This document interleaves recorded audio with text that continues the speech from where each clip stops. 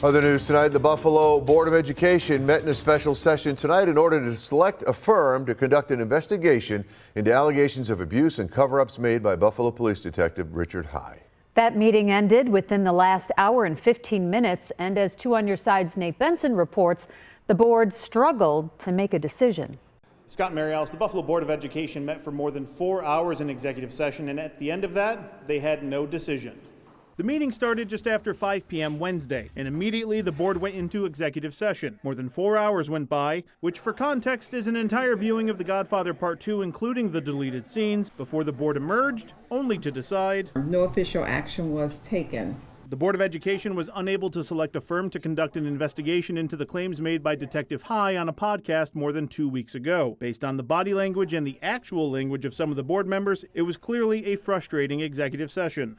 There's serious allegations, and it was agreed at our last special meeting that we would seek out an external independent investigation, and my hope was that we were going to determine that firm tonight.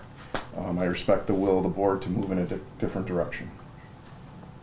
The board passed a resolution allowing them to expand the scope of their search. I want to commend the board for having the foresight to expand the scope of the investigation and to make sure that this particular firm is not limited to just one day's activity.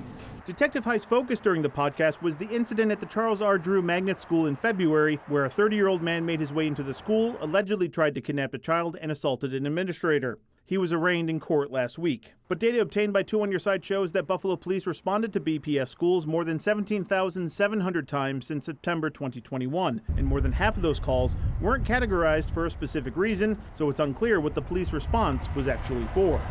I think I would like to add that because we've uncovered or we're investigating more, that we needed this expansion. The board had no further comment after they passed the resolution. After much deliberation tonight, the board decided to expand the scope of the investigative firms based on additional allegations from a podcast. No further comments. Now the board is giving firms 7 more days to apply to conduct this investigation, and then they will meet again to select one. On Your Side, inside City Hall, Nate Benson, Channel 2 News.